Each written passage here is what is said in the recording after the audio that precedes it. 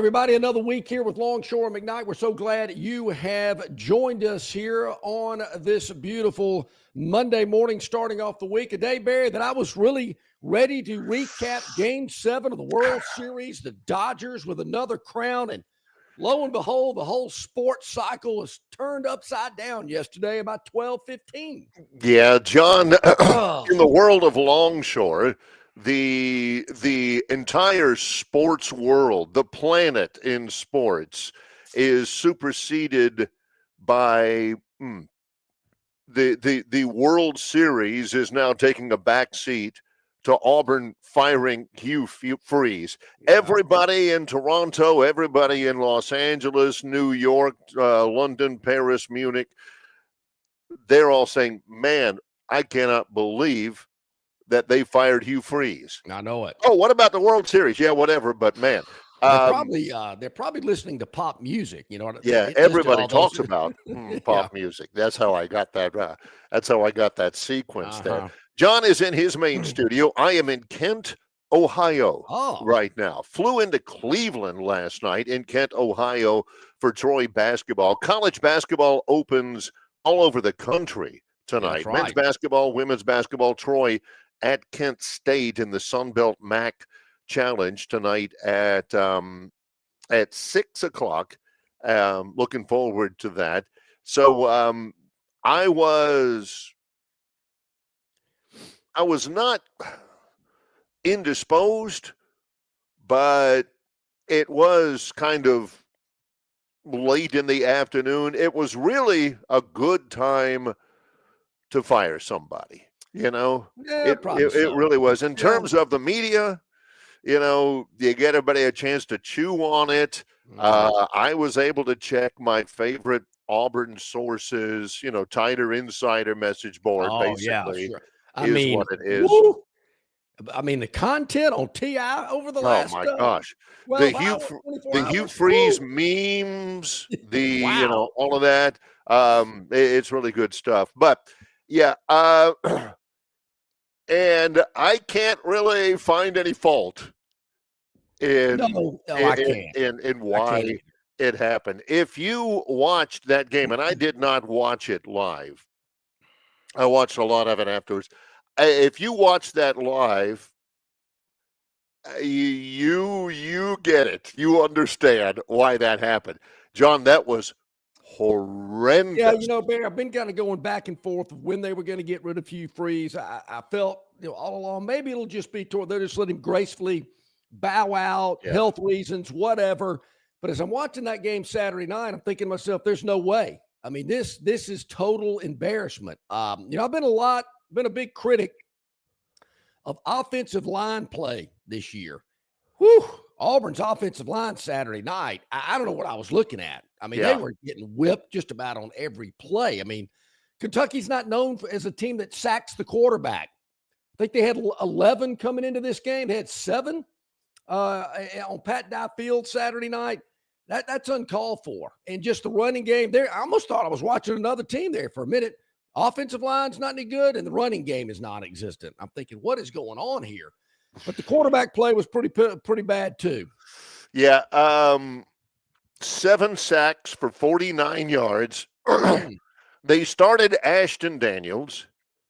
He couldn't do anything. I mean, and they gave him a long leash. He played for a while. He was 13 of 28. Of course, he got sacked 5 times.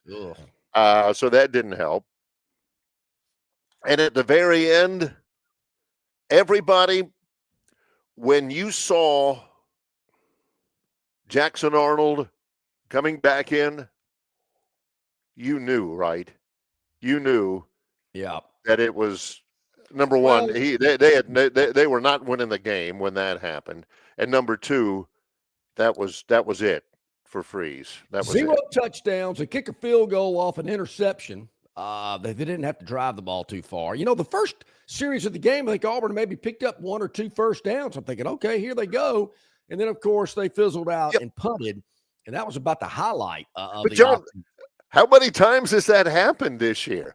where, I mean, it happened against Georgia. It happened against Oklahoma. You can go down the Yeah. line.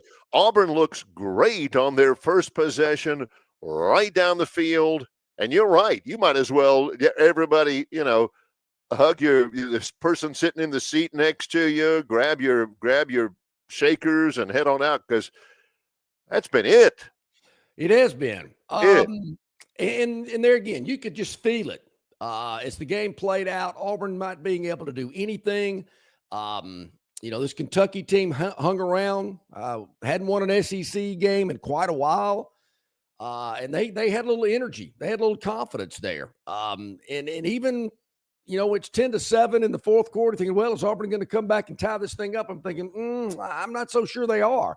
Yeah. Haven't seen anything to make me believe that. As Freeze left the field, there's a scattering of boos coming out of the stands. That's not good. But, yeah, you could tell. And that was one of those kind of bottom falling out games. You don't score a touchdown. You're letting a team that we said back in the summer, I personally thought they were the worst team in the league.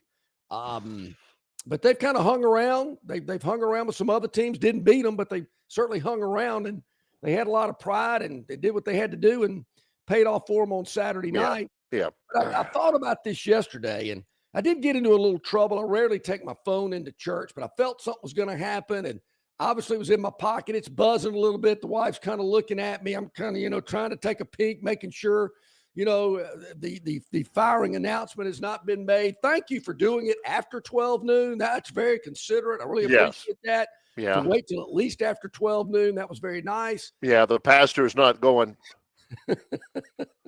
Is anybody normally John's phone doesn't buzz, but yeah. No, I made sure this time. But Barry, I thought about it. I was wrong, obviously. I was a big proponent of Hugh Freeze to Auburn for several reasons. Me too. I thought he felt just the culture was something that he was familiar with. He coached in the SEC. He knew what Auburn was about. He knew what Auburn wanted. And of all the other candidates that were out there at the time, I can't think of one that was better. I know Lane Kiffin's name came up, but he kind of, turned Auburn people cold because of his brash demeanor. Dion never was going to get that job. I don't know who else was considered when they were looking besides those three. I'm sure there were some more, but I just don't recall them. Right. And then I think now, where are they going? Is it always a name that you're familiar with, or do you go find somebody, some diamond in the rough that nobody's talking about? I mean, we hear a lot about you got to win the press conference. That's BS. I've seen enough coaches in their opening day press conference, and I'm going, wow, that guy sounded pretty impressive. Then he can't coach. So I just wonder, what's the best direction for this Auburn program from this point forward? I will say this. I know people think DJ Durkin's a great defensive coach. I don't think that's your next head coach. They don't. They're not hiring him. They're not hiring him. He has a little baggage from a tragic incident when he was at Maryland, and some backlash there. That's not going to happen.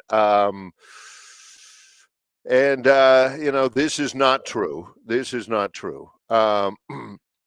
Is it true? Freeze is in the Longshore Foursome on the MCC website at 9:30. This morning. I think that was the AU Club website. Yeah, I think that's not MCC. Yeah. But we'll talk about that in a minute. As far as what you're talking about, do you go after a diamond in the rough? Golly, nobody had heard of Brian Harsin before, and won the press conference, pretty impressive. But man, that was horrendous. That was horrendous. You get Freeze. People are familiar with Freeze. People know him. Hey, he's a good guy.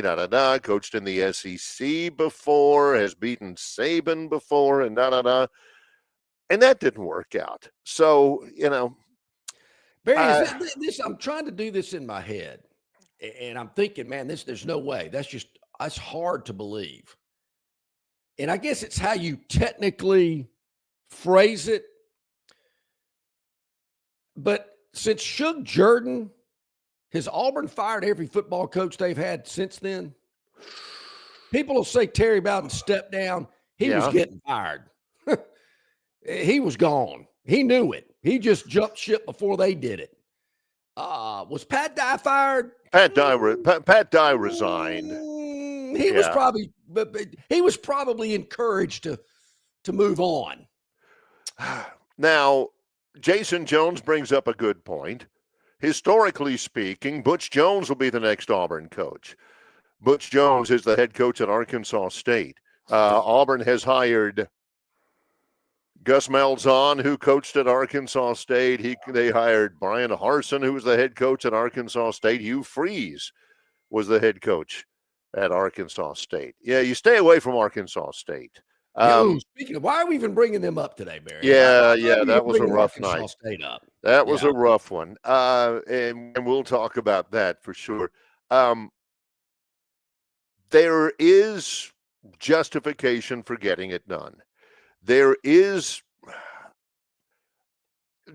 justification for trying to get a mitigated buyout. I don't think they got it. I think John Cohen told Freeze a couple of weeks ago, "Hey, man, we're gonna see about negotiating down that buyout," and Freeze said no. Now they try to do it again, I think. Why would you do that? Why would you do that? Unless they got some baggage on you. Don't be coming to me saying, "Hey, we'd kind of like to renegotiate this buyout." So it's $15 million, which, Auburn's done more than that. $15 million feels like a bit of a bargain to get him out of there, but it is still a lot of money. $52 million over the last the last several coaches that they've released. I believe the total is around $52 million. Hard to believe that's a lot of money, but yeah, the Tigers fourth in 7 years with a total of $52.5 million in buyout money. So Chris Lowe, who dubbed Auburn buyout you. Hey, there are places that are a little bit more renowned for buyout than Auburn is, like Texas A&M, for instance, who's still paying $70 million to Jimbo. But it's justified. I don't anticipate you seeing anybody in the media wringing their hands and gnashing their teeth over how unfair college football is to fire a guy like Hugh Freeze when you didn't give him enough time. You didn't even give him 3 full years, and no, that needed to happen, and it's a dirty doggone rotten shame because I think he's a good guy and everything. He definitely upgraded the talent, which, heck, John could have gone in there and upgraded the talent from where it was when Harsin left. That's not a dig, by the way. That's just fact. No, thank you. But why didn't it work? Bob from Pike Road probably would be a little bit more if he just called him Auburn instead of Lee County, because people who aren't familiar with Bob and all of that, they don't understand what he says. Is the problem Lee County? What he means is the situation in Auburn. But it is a good question. Paraphrasing Bobby, the situation in Auburn begs the question: is there a structural issue at the Village? A coach who had won close to 70% of his games prior to going to Auburn can have a winning season in 3 years. I'll go Bob and it's not just him. I mean, Harsin, Malzahn did well. He did extremely well when you consider the coaches behind him. Is it something about Auburn that they have not been successful, that they have not had a winning season in 5 years, that they have not, and they're this year they will not have had a winning season in 5 years, that they haven't had the success that they have wanted to have since they really looked like they were on the doorstep to really skyrocket in 2010, and then Malzahn's first year taking them to the national championship game. Is it Auburn? I wonder, though. There again, the product on the field was tough, but Hugh Freeze was there when Auburn got 7 new national championships. So you'd have thought that would have been a big boost. But looking back on that, Tuberville had an undefeated season. Then it kind of went south. Chiswick won the Natty. He's fired 2 years later. Malzahn gets him to the Natty. He's gone 4 or 5 years later as well. It's this roller coaster effect over there. And is it just too easy to say it's the powers that be meddle too much? They let their voice be known. I mean, did Hugh Freeze really have total control of that football program? Something that I've been talking about for years at Auburn. You got to hand the keys over to somebody and let him run it without any disruption. And if some fat cat calls you, you say, I ain't got time for you right now. Don't be Or, calling. as some people would say, some people, some good, solid, rational Auburn people will say, Auburn gets too good. Alabama's like, stomping them back down again. Probably some behind the scenes legislative stuff, or you've got a team that has reeled off national champions left and right. They're going, all right, that's enough. All right, that's enough of that. Some people actually believe well, that. some of the things I've heard, Bear, I'm amazed. Grown adults, mature adults, and some of the things that they think and say out loud, I'm thinking, really? Do you really think that? But it's going to be an interesting November, to say the least, to see what direction Auburn goes in. And let's don't leave out Alabama. They had an off week. They got a big game Saturday night in Tuscaloosa.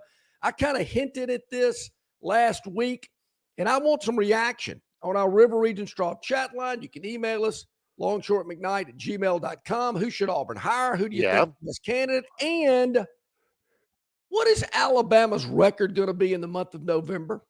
They have 4 games in November, 3 of them conference games. Eastern Illinois, not really thinking about that, but if you were to throw them in, so be it. But of the 3 conference games Alabama has left, LSU, Oklahoma, Auburn, 2 at home, LSU and Oklahoma, Auburn on the road. How will they finish the month of November? Do you really think they're going undefeated? 2-1, 1-2? I'd like to know what you think is going to happen with the Crimson Tide based on what you've seen up to this point. Are they running the table?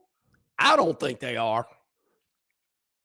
Lot to get to. A lot of things to discuss. Glad you're along with us here. There is a chance later on to hash it all out with Tom Luginbill from ESPN. A Phantom recap later today. Oh, yes, definitely. Oh, yes. The Phantom's Daily Dog and a whole lot more. Let's talk it out over on our chat line here. You guys are pretty busy. Keep it coming as well. He's John Longshore. I'm Barry McKnight. It's Longshore and McKnight in association with Yellowhammer News, presented by Bud Light. Known by avid golfers as one of the most beautiful and challenging stops on the Robert Trent Jones Golf Trail, Cambrian Ridge in Greenville lies just 40 miles from Montgomery. It is well worth the ride for any golfer looking for 27 holes of jaw-dropping golf. The greens have been redesigned to accommodate the higher green speeds associated with their installation of the latest generation of ultra-dwarf Bermuda grass. Cambrian Ridge offers a fully stocked pro shop with all the latest equipment and apparel. Great food and beverages in the clubhouse can be enjoyed both before and after your round. Get your group together and hit the trail. Go to rtjgolf.com/Cambrian Ridge for tee times and more information. Building your finances doesn't happen by chance. It takes guidance tailored to your needs. That's what Synovus provides. Advice from experts you can trust. Solutions for your day-to-day life. So when it's time to make decisions, you can do so with confidence, knowing you're closer to the future you want. From basic banking to financial planning. Let's discuss what's next. Visit a Synovus branch near you. Call 888-SYNOVUS or visit synovus.com/get there to get started. Stivers Ford of Montgomery has F-150s and Lightnings, each 16 grand off, with 2.9% on F-150 or 0% on Lightning. And Super Duties, 12 grand off or 0%. Stivers Ford, where price sells Fords. Stivers Ford of Montgomery has Broncos and Explorers, each $10,000 off, with 2.9% on Explorer. Plus, Mach-E's at 11 grand off or 0% for 75 months. Stivers Ford, where price sells Fords. Okay, welcome back in, everybody. About 19 minutes past the hour on this Monday. A lot of good chat on our River Region Straw chat line. We're going to get to a lot of these today as well. Some games of interest outside of Alabama. Games not involving the Tide or the Tigers. Obviously, Alabama was off this week. There's some interesting games. Miami losing again. I don't know what's up with Clemson.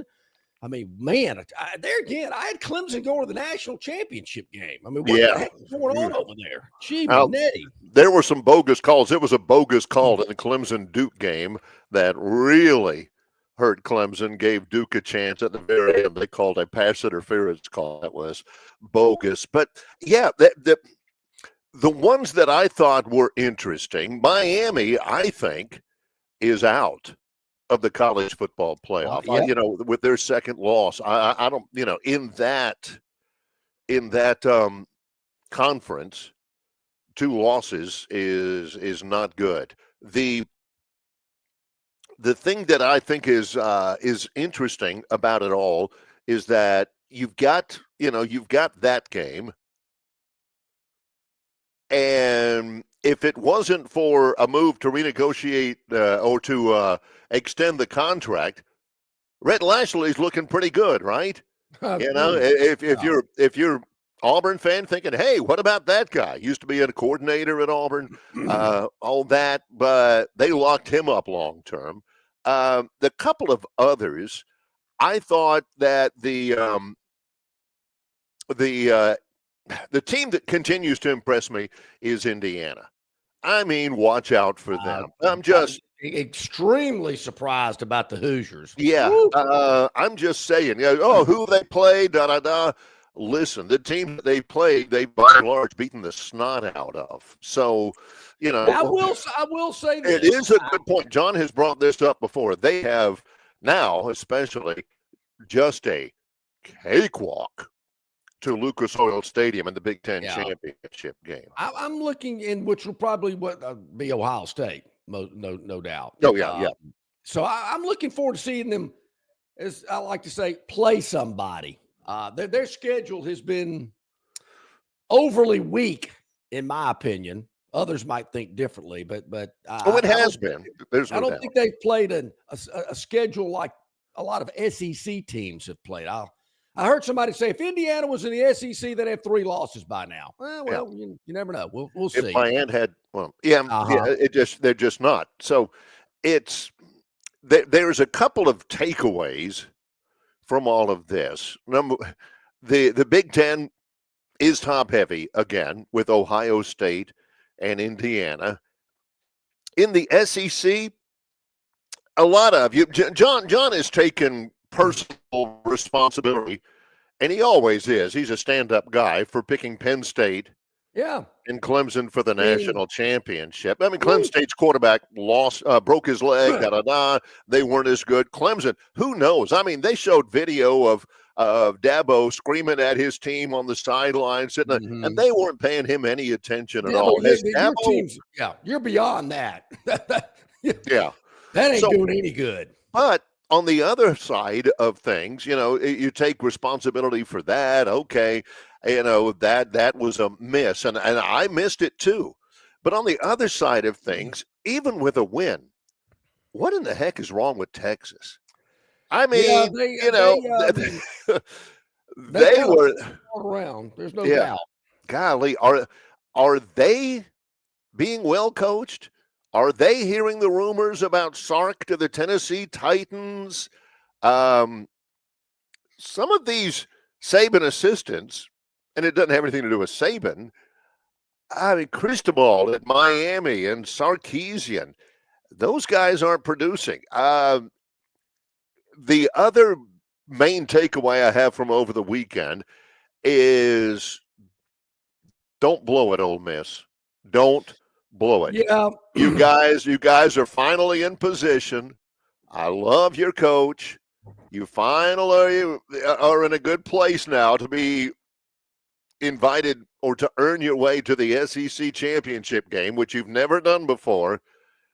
Don't screw this up. Ole Miss looks pretty good. They do. They look real good. And you're right. Their path, obviously, a little more manageable. Beat South Carolina, got the Citadel this weekend, then home to Florida and at Mississippi State. State's been kind of a tough out, but certainly beatable. But you're right. I think Ole Miss has a really good shot to win out, and watch out for them.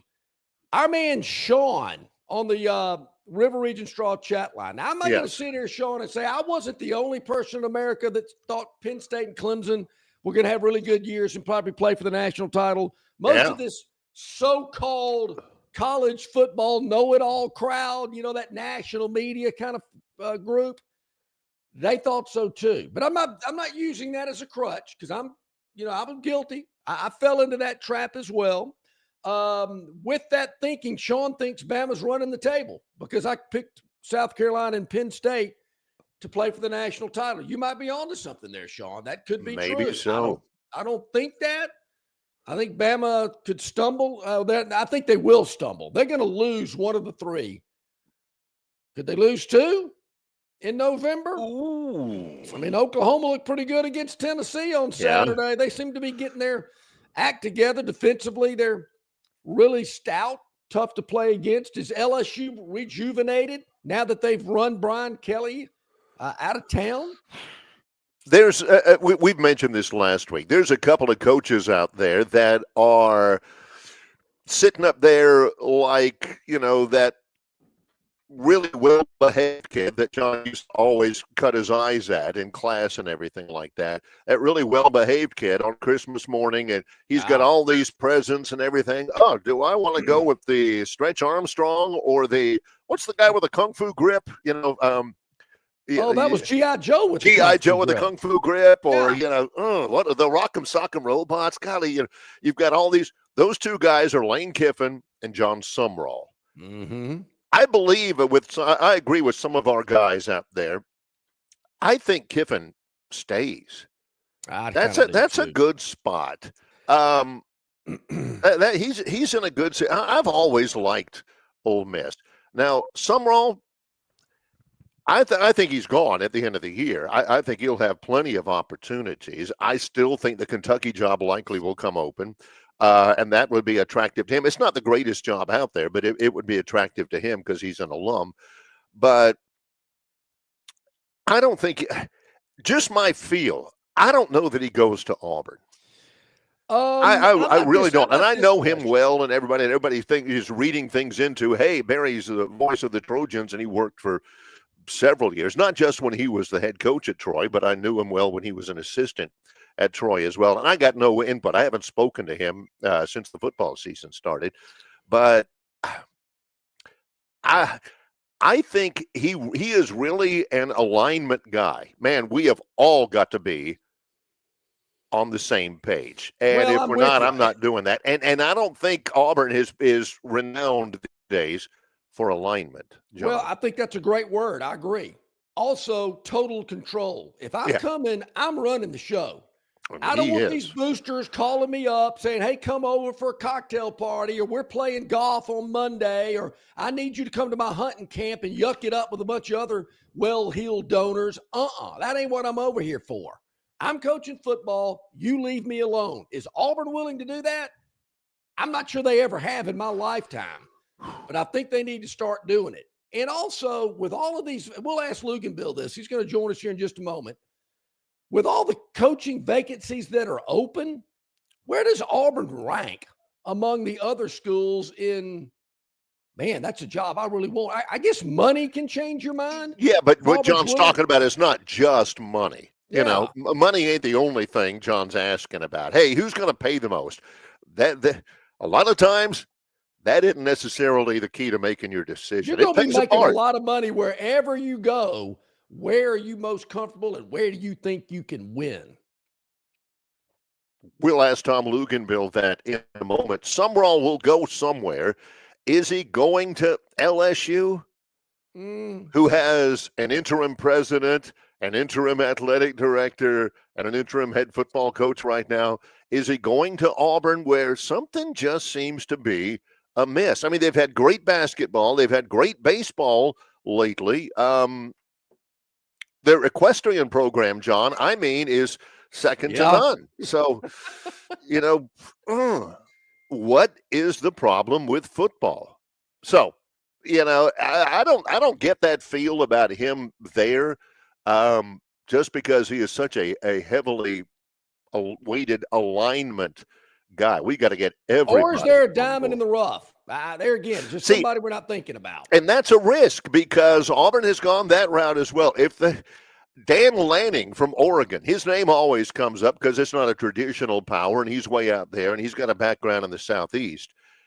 If you could get Dan Lanning, open the bank for Dan Lanning, and promise him, and follow up on the promises to stay out of his way and all that kind of stuff. But a diamond in the rough at a program that has been burned and burned and burned again by their own decisions.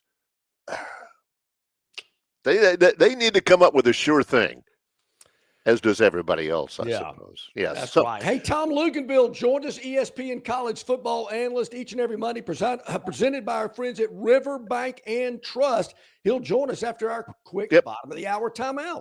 Hey, that's called a tease. Tom is with us. He's next with Longshore and McKnight in association with Yellowhammer News, presented by Bud Light. At Dixie Overhead Door, we specialize in top-quality garage door solutions for homes across Alabama and Georgia. In need of a garage door repair or a brand new garage door installation, our expert team delivers fast, reliable service with local expertise that you can trust, providing customized solutions and exceptional care every step of the way. Visit us today at DixieOverheadDoor.com and experience the Dixie difference. The Destin Connection Seafood Market at 3750 Norman Bridge Road in Montgomery has the freshest seafood direct from the Gulf of America. I'm talking red snapper and grouper, all sizes of Gulf shrimp, jumbo lump crab meat and crab claws, Louisiana Bay oysters, and New Bedford scallops. They are a full-service seafood market and kitchen serving po' boys, dinners, and sandwiches. You know, many well-known restaurants in the river region purchase their seafood from the Destin Connection because they know it's the absolute best. Call ahead and your order will be ready for pickup. The Destin Connection Seafood Market, 3750 Norman Bridge Road. Call 288-4272. That's 288-4272. Okay, welcome back in, everybody. Glad you're with us on this Monday. Tom Luganville brought to you by our friends at Riverbank and Trust, locations throughout Central Alabama, locations throughout the state. For all of your personal and business banking, it's Riverbank and Trust. Hey, Tom, how you doing today? Good morning, guys. How are you doing? Can you believe we're at week 11? Oh, I know. How is that even possible? Ooh. We wait and we wait and we wait, and then here it comes and it blows by. It's just like staying in that long line up the ladder at the flume at the water park, and then boom, it's over in 15 seconds. All right, Tom, you were last Thursday. Mm-hmm. You had Tulane, Texas, San Antonio. Yep. Why aren't more? And I love John Summerall. Don't get me wrong. Love him. One of my great working relationships I've ever had. Why aren't more people talking about Jeff Traylor? To be honest with you, don't be surprised. Don't be surprised if he ends up the head coach at Arkansas. Remember, he's coached there as an assistant. He's a long-time East Texas guy. And at that particular job, having East Texas roots is really, really important. And, to answer your question directly, I think it's because he's at one of those jobs where he's done such a remarkable job with next to no resources whatsoever. And then they sputtered a little bit this year out of the gate. They had 2 one-possession games that they lost. They went into that game versus Tulane last week at 3-4. They were probably a 5-2 type team, but you are what your record says you are. Yeah. And then they go out and they just smack Tulane. I mean, it was that on that night it was a no contest. He turned down the Texas Tech job. I think there's significant interest at Oklahoma State, which would be a nice fit, right? It would be a pretty good match. But he knows he's got to get out of there. I think he realizes it's run its course for the most part, and he's done probably everything that he possibly could do. The question you ask yourself at a job like that, did you stay too long? Right? Should you have struck while the iron was hot? But I think he's a really, really good football coach. And I think a lot of times too, guys, I know we're going to talk about the Auburn job and all these other jobs. The ego and the power brokers and this sense of entitlement on behalf of programs that we're too good for the group of 5 school coach is unfortunate, but it's really real. I mean, it's real. Tom, speaking of Auburn, what are we missing? What is going on over there that maybe we're not seeing? Or is it just all out there for the world to see and it's pretty obvious? Yeah, I think it's probably more obvious than we'd like to give it credit for. I mean, this is pretty systemic, isn't it, guys? I mean, we're not talking about spotty issues, ups and downs. Like, there's got to be stuff going on institutionally, behind the scenes, hands in the cookie jar, too many cooks in the kitchen, whatever phrase you want to use to describe why it is they can't ever toe the rope in the same direction, right? And it's one of those jobs, I call it one of those jobs where you're hired to be fired. They're gonna pay you well. You do have resources. Unfortunately, you're in the same state as the University of Alabama, so there's the standard and the judgment that's going to come all of the time. I think we're starting to see now what a lack of appreciation that was shown towards Gus Malzahn, to say the very least. But I think alignment, that term alignment that you hear is very real. And there has to be somebody that the head coach answers to that is willing to stand up to everybody else and say, no, that's not what we're doing here. And no, you don't get your say in that. And no, that's not what we're doing. And if you have a problem with it, there's the head coach because he makes the final say. The question you have to ask yourself, is that possible at Auburn? Is it possible to have somebody like that? They've had success at Auburn before. Oh, yeah. Why didn't it work out with Hugh Freeze? You know, why does their offense look so incredibly bad on Saturday at home? Well, first of all, I think as we've seen all year long and we've discussed all year long, when you struggle on the offensive line, there is a trickle down effect that is difficult to overcome because everything begins and ends right there. You know, I push back a little bit on the quote unquote middle school offense or the high school. Do you know how many programs in major college football right now are essentially running that same offense or a variation of that offense? That's also the exact same offense that was highly successful at Ole Miss, highly successful at Liberty. So I push back on that just a little bit, but the lack of discipline. Thought it was a sloppy offensive football team. We've talked about turnovers. We talked about inability on third down, pre-snap penalties. This was not a disciplined football team that was playing winning football. Now, they would be able to stay in contests because the defense was playing at an elite level and is an elite level defense in my opinion. But when there sometimes I think you need that moment. You need that breakthrough moment, that get over the hurdle moment. And it never came for them. They could never have that one thing that kind of just lights the fuse and then you move on from all of the stuff that's been causing you problems. It just continually lingered week in and week out, week in and week out. And ultimately, at the end of the day, you can't do what they did against Kentucky at home. I mean, it just can't happen. Tom, of all the jobs that are open, where does Auburn rank among all the other programs looking for a head coach? I think LSU's one right now, and I'm trying to think of all of them that are open right now. I think LSU's number one. What's that? There's a bunch. Yeah. Well, there's a bunch. Penn State, Florida, Arkansas, Auburn, LSU, Oklahoma State. Yeah. I think I would probably say right now it's LSU, Penn State, Florida. And you could probably say Florida at 2, Penn State at 3. I mean, depending on how you look at it. I mean, you could say that Penn State's as fully resourced as you could possibly be, but their location maybe isn't ideal. And for Florida, you could say their location is superior and ideal. Although, you know, what a lot of people don't realize is over the last 5 to 7 years or so, well over 50% of the top 4 and 5 stars in the state of Florida out of the high school ranks have left the state of Florida. They've gone somewhere else. They haven't stayed at Florida State, Miami, or Florida. So that's got to turn around, whoever the next head coach is there. But as dysfunctional as everything appears to be in Baton Rouge, to me, that's a top 3 job in America. You know, so I heard somebody else. Who else said that recently? I saw. Oh, might have been me last week. Yep. Yeah, I think it was Joel Klatt said it. I heard him last week. He said that, and I went, "Whoa!" And he listed the reasons why, and I get it. I mean, you're the big dog in Louisiana. I know there's a lot of other schools there, but there's only one at the level of LSU. So yeah, I can see that. Yeah, one Power 4 school, elite level recruiting in state, terrific transfer portal attractiveness, right? Fully resourced.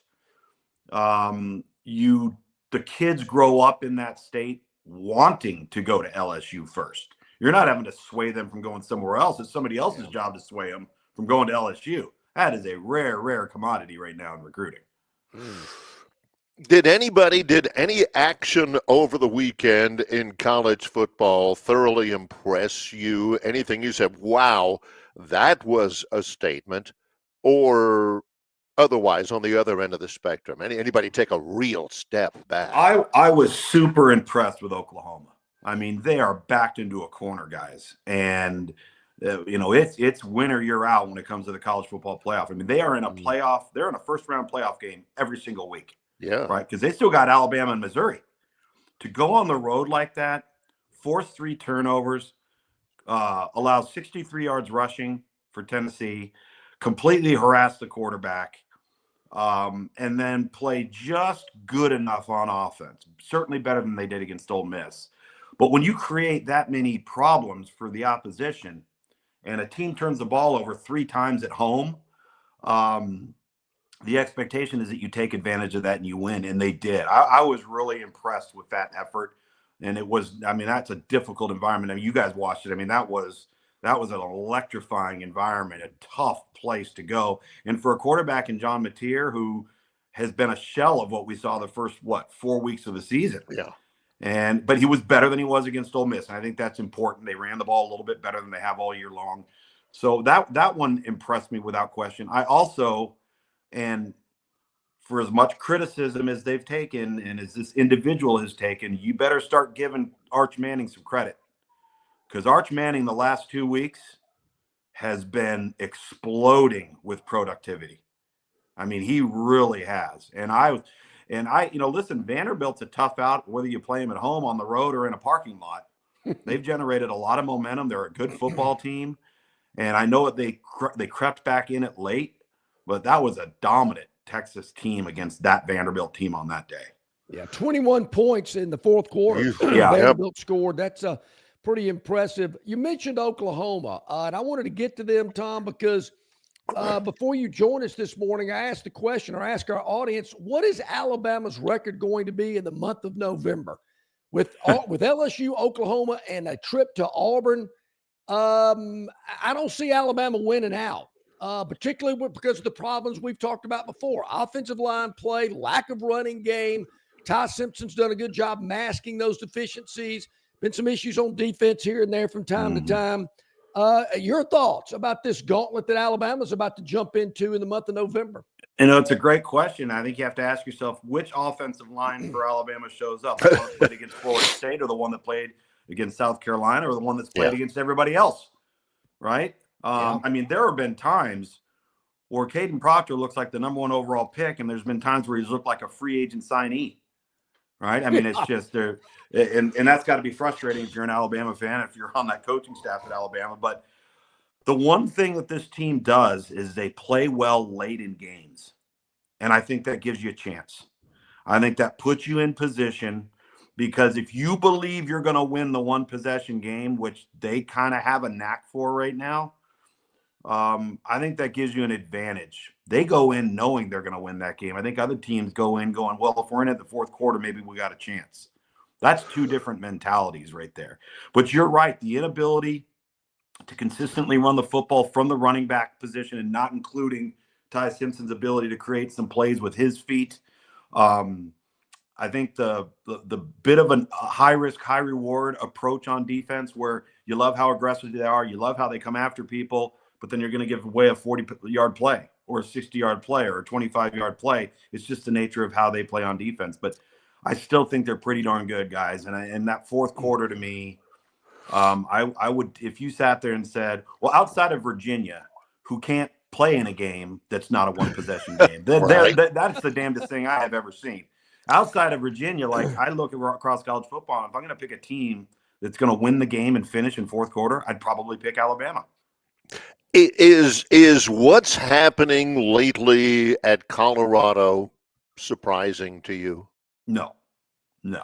And you guys are fully aware of all of the criticism that I took 3 years ago with my comments about their roster. And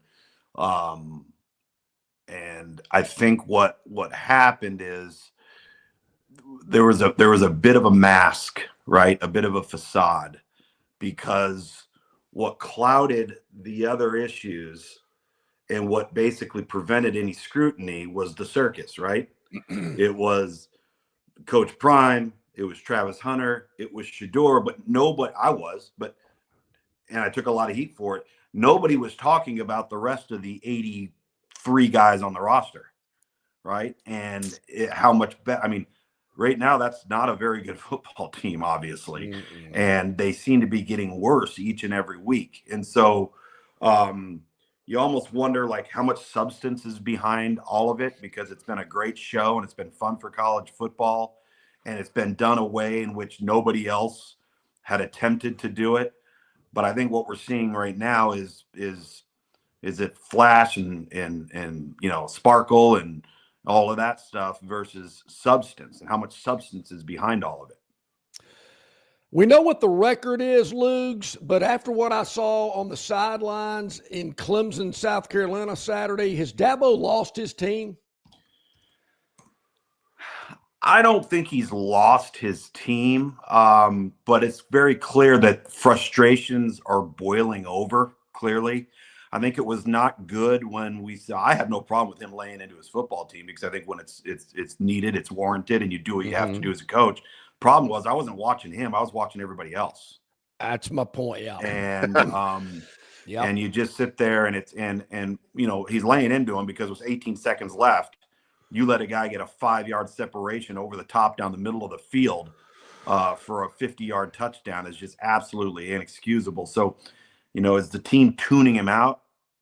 I don't know. If you just point to that one, instance, it's probably easy to make that type of determination. And I think the other thing too is the call at the end of the game was not wrong. What?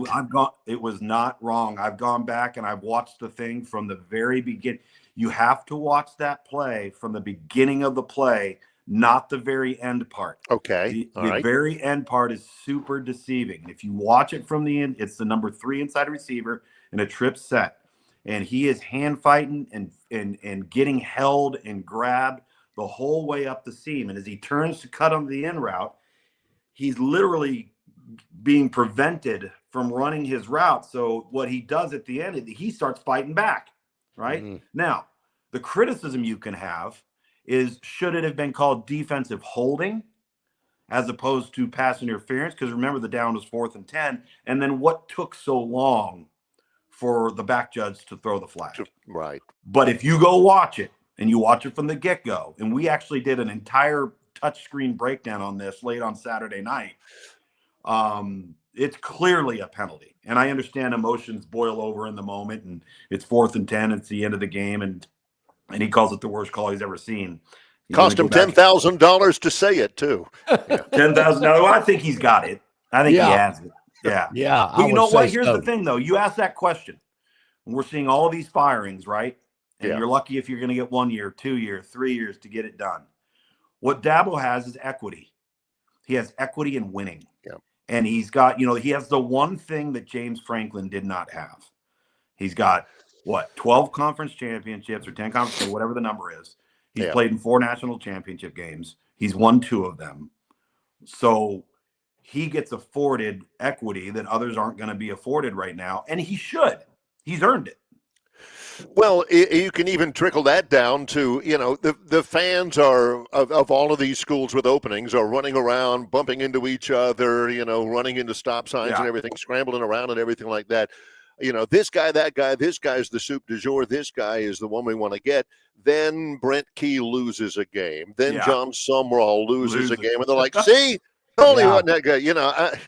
Those people don't have that equity, but they're still really, really good football coaches. Well, they are. And like, okay, so let's talk about the Auburn job right now. All right. And remember, they did the group of 5 thing, right? With a guy that had won so many games and it still didn't work, right? So now you have to start talking about that term fit, because it does have to fit.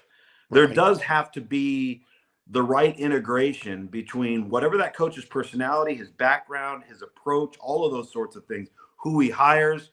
There's all of these different variables. So that is very real. But look at who all of the guys are that are out there that everybody's talking about. By and large, they're mostly group of 5 guys, right? Alex Golish at South Florida, all right? John Sumrall, we just talked about. There's a Ryan Silverfield at Memphis is another one. You guys brought up Jeff Traylor at UTSA. Like, there's a lot of really, really good coaches. Is Auburn willing to go down that path again? And are any of those guys the right fit? Or why is nobody talking about Dan Mullen? Right? You know what Dan Mullen's record was at Florida? 34-15. Do you want to know what the ranking of his team was when Shoegate happened? They were the 6th team in the country. And they fired him. The entire trajectory of the program changed when that with kid the shoe threw the shoe on whatever, 3rd down, 4th down against LSU. So honestly, when you look at that and you start to ask yourself that question, and Dan might be loving life out at UNLV right now. He took a tough loss 2 weeks in a row, but that's the thing. It's like anytime there's a guy being spoken of and he loses one time, now all of a sudden, we can't take that guy. You know what I mean? So what are you going to do? Like, how do you please anybody in this scenario, especially if you're Auburn? Last question I had for you. What is happening in the ACC? Miami loses again. You mentioned Georgia Tech losing as well. Who's going to be standing at the end at the ACC championship game? Well, I think, Tech lost. Okay. If somebody would have told you that Georgia Tech was going to be 8-1 right now, 10 weeks into the season, going to week 11, you would have been like, "Ooh, wow, they must be pretty good." Mm-hmm. But if they were 8-0 and then lost that game this week, now all of a sudden it's like, no more Tech. Everything Tech needs or wants is still ahead of them. Mm-hmm. ACC championship game, college football playoff berth. Not one of their goals has changed. They got bit the other night, and it's hard to play at night at Carter Finley Stadium. Their issue is right now on defense. I don't know if you guys saw. I mean, Haynes King might have had one of the best performances. Oh my gosh! Of his career, and it still wasn't good enough because the defense couldn't get off the field. So I still think they're going to be okay. Miami's problem is the month of November. They do it every year. Every single year, they go and they find ways to lose games. I mean, their offensive penalties the other day against SMU were just downright embarrassing. They had a 3-play breakdown that I did in studio on Saturday night where Haynes King throws a ball down the seam to Josiah Trader right here in the bucket. He catches it and then lets it loose. The safety for SMU picks it off, right? Wasn't Carson Beck's fault. The very next play, SMU throws a shot to the end zone. Touchdown, right? The very next kickoff, SMU kicks the ball off. The ball is going out of bounds. It's going to get Miami's going to get the ball at the 35-yard line. The Miami returner runs over and catches it at the 9 and runs out of bounds. Ooh. Like that little 3-play nugget is Miami right now in a nutshell. And they've done this under Mario Cristobal each of the last 3 Novembers. I can't explain that. I don't know why. So I don't know. It's going to be interesting with the ACC race because remember, Miami, Virginia, and Georgia Tech do not play each other. Yeah. And Duke and SMU are still out there along with Pitt. That could cause problems. So that thing's going to get muddier before it gets clear. You ain't kidding. Yeah. It's hard to imagine it getting much muddier, but it surely can. Where will you be this week? Game I got a good one, guys. I actually got UTSA again at South Florida. Oh, wow. Yeah. So, a little more chaos might be coming in the American. And, North Texas beat Navy. So now Navy's off. They've got a loss. And, South Florida blew a 14-point lead to Memphis 2 weeks ago. They come off of a bye this week. And so should have a great one. That is outstanding. And I see you on the ACC network all the time, Luke. So are there studios in Charlotte like the SEC network? No, that's the challenge of my schedule is I have to get from my Thursday contest to Bristol, Connecticut on a Friday in time for a 5 p.m. live show. So my wake-up calls are about 3 a.m. to 3:30 every Friday from the game the night before. So we're based on the ACC side out of Bristol. So I'll go up there, do Sports Center hits, do ACC, do what have you, and then come home every Sunday and then start the cycle all over again. Yeah, wow. We do enjoy it, Luke. Yes, we appreciate it very much. And thanks for the time here this morning. It's always illuminating. Much appreciated. Love it, guys. Have a great week. Take care. Yes, sir. You too. We'll talk next week. That's Tom Luganville, brought to you by our good friends at River Bank and Trust. Local banking expertise, the newest innovations and technology, personal attention. You're not getting that at every bank, I can promise you. Genuine hospitality, it's all just part of the River Bank and Trust difference. And they invite you to experience it for yourself. Locations throughout the river region, locations throughout the state of Alabama. River Bank and Trust. Love this. You for those people who don't know, and if you don't, I feel badly for you. In our career together, which is spanning almost 30 years, we have had one Lifetime Achievement Award bestowed. We gave it out, and it was to Dennis Mitchell. This is one of the reasons why we love Dennis Mitchell. These are back-to-back chats within a minute of each other. From Dennis Mitchell on the chat line. John Sumrall will be the next coach at LSU. Not 30 seconds later, John Sumrall will be the next coach at Auburn. God, how do you not love that? Why did you and Barry not have an emergency show when Hugh Freeze was let go yesterday? Well, the main reason why was because yesterday I was on a plane to Cleveland, Ohio, and was not available. And, just the logistics of it all. But believe me, Dennis, I was luxuriating in the news. What are you talking about? That's exactly right. We're getting our ducks. I was on like the second number. I think it was on the second tee box when the news broke. I love how about that. Robbie from Greenville? I mean, whoa, Robbie. I'm just asking the question. I mean, Robbie obviously thinks Bama's going to sweep the board in November. Really? Yeah. Well, let's get a couple of these. Let's get a big heaping helping of Robbie from Greenville. Longshore talks like Alabama's 1-7 instead of 7-1. Heck, most of you fans after week 1 were talking like Alabama was 0-8 instead of 0-1. Wow, Robbie, they dodge a bullet in Columbia, South Carolina. And of course, Mike Shula got fired over the weekend too. Guy can't catch a break. Unbelievable. No respect. I mean, he is the Rodney Dangerfield of the college football coaching world. I mean, Robbie, if they sweep the month of November, hey, more power to them. But based on what my eyes have seen, the offensive line play, a non-existent running game, couple of deep threats. Usually every game there's a deep threat or two, pass that's thrown and completed. Don't know what's going on in that secondary. Anybody seen Dre Kirkpatrick Jr. lately? Hadn't seen him on There have been some people that have seen him off of campus, but they've seen him. And I love this. I love Bob from Pike Road. He said, it's now time for the Auburn social media promoters, and there are about 5 or 6 that are the loudest. They need to eat crow about all these 10-2 predictions for the last 3 or 4 years. Zero credibility. Yeah, Bob from Pike Road has no patience with people who are wrong about head football coaches. Bob has no patience for people who say coaches need to be fired after losing against Florida State and are not the guy for the job. Bob does not like anybody to be wrong about their college football coaches. Bob just chimed in right here. Says Bama goes 11-1. Bob is a big offensive defensive line guy. Bob, tell me how they're going to go 11-1 with the offensive line playing as they have been this year. Do you think that offensive line is good enough to beat LSU, Oklahoma, and Auburn, all 3 of them? Do you think the running game is productive enough to be able to beat those teams? Yeah. I just that's a good question. I'm with you. If they sweep November, more power to them. I just don't think Bama fans ought to get all giddy and excited about, oh, yeah, we're going to sweep November and head to Atlanta and take on Texas A&M. Well, then how are you going to defend Marcel Reed? Because you couldn't defend Lennar Sellers 2 weeks ago. That is. Marcel Reed's a heck of a lot better. Well, you got – I don't know why more people aren't talking about Texas A&M anyway. I mean, they look great to me.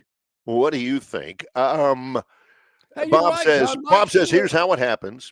Mike Shula is available. Auburn could go hire him. Hey, yeah, there's the diamond in the rough. Bob says, with a flawed offensive line and defense, but a true Heisman front runner at quarterback. That part is legit. You know, we've talked with Lugs before.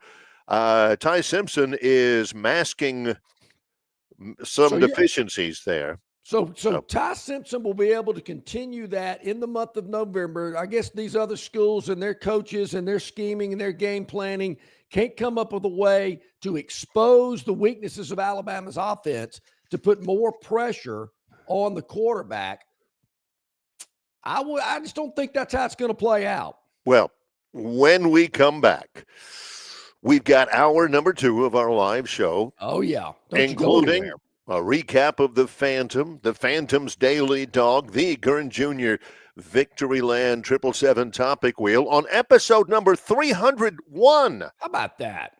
Gurn Bueller's day off. You know, I think Gurn Jr. is going to give his eyes to Stevie Wonder. Yeah, I think he got sick at 31 Flavors last night. Yeah, I heard it's pretty serious. Longshore and McKnight in association with Yellowhammer News, presented by Bud Light. Marguerite's Exquisite Jewelry and Longshore and McKnight are giving you the opportunity to win a 1-carat lab-grown diamond valued at $500. Pick the exact score for either the Auburn or Alabama games each week. Limit 1 entry per person, per household, per game.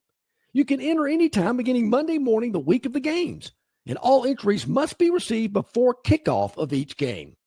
Enter by emailing your picks to longshoreandmcknight@gmail.com. That's longshoreandmcknight@gmail.com. And in the subject line, type in diamonds. 1 additional entry to win a 1-carat natural diamond valued at $3,000 will be up for all weekly winners to pick the score in the national championship game. Marguerite's Exquisite Jewelry, 8163 Vaughn Road in Peppertree, adjacent to Chappie's Deli. Open 7 days a week, or check them out at marguerites.com. At Marguerites, they make it. They really make it. It doesn't matter if you're running drills at the park, playing pickup on a Saturday, or sinking the final putt. When you compete with your friends with Michelob Ultra on the line, competition isn't that friendly. The trash talk, next level, and the stakes, oh, those are crystal clear. With only 95 calories and superior smooth taste, it's the ultimate trophy. Superior is worth playing for. Michelob Ultra, superior light beer. Enjoy responsibly. Copyright 2025, Anheuser-Busch Michelob Ultra Light Beer, St. Louis, Missouri. Why Hands? At Hands Heating and Air, you get this area's highest ranked service provider with 24-hour repair service, no overtime charges, and their same-day service guarantee. Plus, instead of other companies' 30-day repair warranty, Hands gives you a 3-year repair warranty. Hands Heating and Air is here for you 24/7, 365. And service is not just something they do, it's their way of operating, for you in mind. All of Hands employees are trained to adhere to this standard. They work hard to ensure that this standard is maintained, and they are constantly looking for new ways to better serve you. Call Hands Heating and Air today at 508-5382. That's 508-5382, or find them on the web at 834hands.com.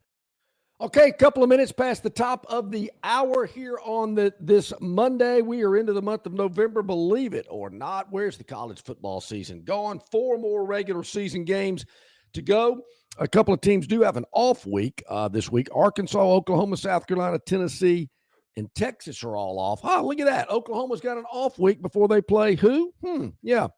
Alabama, a team that I've just asked the question, can they sweep the month of November? Can they go 4-0? I'm not really counting Eastern Illinois, so let's just say 3-0 with the conference games. Very obviously, it's kind of struck a nerve with some people here because They think I'm insane. I'm crazy just bringing it He's up. insane. If I was a betting man, I would not bet on Alabama to go 3-0 in conference play in the month of November. Well, because the defense couldn't control and has traditionally had difficulties with a dual threat quarterback. They couldn't defend Lenora Sellers at South Carolina, who almost led the Gamecocks to an upset victory. Way offsides, Jeff says, couldn't defend Sellers? Yeah. Couldn't defend Sellers. Are you saying that that's an outlandish statement and he should be ashamed of himself, or is that just an interrogative statement designed to test knowledge? Yeah. Sean says, Longshore. What about LSU's running game? Auburn's offensive line play. And is Mateer better than Simpson? You act like the three opponents don't have equal or worse deficiencies. That's a fair point. What I'm hearing here, though, Barry, is we don't have any deficiencies. We don't have a wart. All those other teams do. We don't. Yeah. But and I mean, you see a struggling offensive line there again. I hate to keep sounding like a broken record. Just a running game that is not even a factor. And you think that's going to get you through the month of November? Ty Simpson's going to get you through the month of November? Well, did you see how many balls Ty Simpson overthrew wide open receivers in Columbia, South Carolina? Have we forgotten about that? I mean, maybe Alabama blows South Carolina out if Ty doesn't overthrow two different receivers that I can think of off the top of my head that are wide open. Oh, well, he's due for a bad night. Well, what happens if he has a bad night in November? And for some reason, John Dent directs his question at me. Barry, doesn't every good quarterback mask team deficiencies? Look, I'm quoting Luganville, and I do think it's true. I do think it's correct. He is masking some team deficiencies. There are some really good quarterbacks on some really, really good teams that didn't have to mask quarterback deficiencies. Do you think Jake Coker masked team deficiencies on the way to a national championship? No, he just made sure the running game masked some of his deficiencies. Yeah, I think Derrick Henry masked some team deficiencies out there. You think Jay Barker won that national championship in '92? Go look at the tape. No. Well, if you're saying, that Ty Simpson is a one-man team and can do that all season long, more power to him. Yeah. We've seen some really, really good quarterbacks. I can think of one, say, in 2010, who did a great job of masking team deficiencies on the way to a national championship. Yeah. It does what happen. A bargain that guy was. It happens quite a bit. But there may be a time when that quarterback is not on his game. Yeah. Doesn't play especially well, given the fact that he's human. And then where are you? Where can you turn when your quarterback, I don't know, bruises his pinky on an offensive lineman's helmet in the throwing motion as a cramp? The dog ate his homework, a plague of locusts, a terrible flood. What happens then? I just get the sense that, no, we don't have any deficiencies. How dare you talk about my team in that manner? Okay. Okay. Look, everybody's got their own opinion. Yeah. John says, look around college and pro. How many teams have strong running games? Just saying. The Baltimore Ravens have a pretty good running game. Yeah. I'll say that. Do. Yeah. But the NFL is not built around the run. I mean, it's a passing league, but every one of those NFL teams, more times than not, have a pretty good offensive line to protect these guys. Are you saying you would not like to have a good running game, John? Are you saying a good running game is superfluous? Yeah. If Alabama had a 1,600-yard rusher right now, you would think that he is just window dressing? I think it's big. I think it's big, and I'm not expecting for anybody, to run for 3,000 yards in a season or anything like that. I'm talking about a team. It sure does help when other things aren't working, when it's a windy day out there, when it's rainy and the ball is slick. It'd be good to have a big, strong running back and a good offensive line to just. Let's look back at that South Carolina game. Alabama ties the game up at 22 apiece. Twos all over the board. And Lennar Sellers is about to get the ball back. And I remember saying to myself, this guy does not need to have the ball back into his hands. He has been running all over this Alabama defense. And a really good individual play by a defensive player for Alabama gets in there and yanks that ball out of Lennar Sellers' hands. Can't fault him for that. It was a great individual play. But if that does not happen, you think Alabama's going to win that game? Tide fan, are you confident thinking, we got this. We tied it up. Yeah, done. What did you see prior to that fumble that led you to believe, we're coming out of here with a win? I certainly didn't see that. You were nervous. Come on, Bama fans.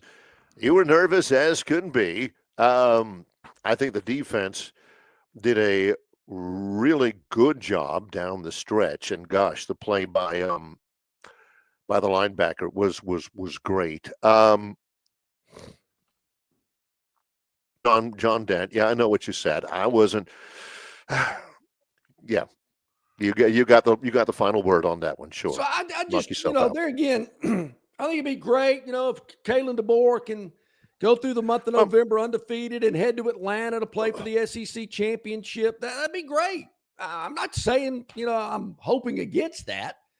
I'm just looking at it maybe a little bit more even keeled. Does LSU come into Tuscaloosa Saturday night regenerated, ready to play, excited? I mean, those players had tuned Brian Kelly out, and they were done with that guy. But now they got one of their own assistant coach they seem to really like. Guy coached in Louisiana most of his life. Yeah. Brought up through the high school ranks. Kind of everybody behind the new coach mentality. And there again, not real sure what LSU's going to throw at you. Had a week off to get something new, schemed up, ready to go. We'll see. Oklahoma looked pretty dadgum good, particularly defensively. And Tennessee should never wear the black uniforms again. Those are awful. Terrible.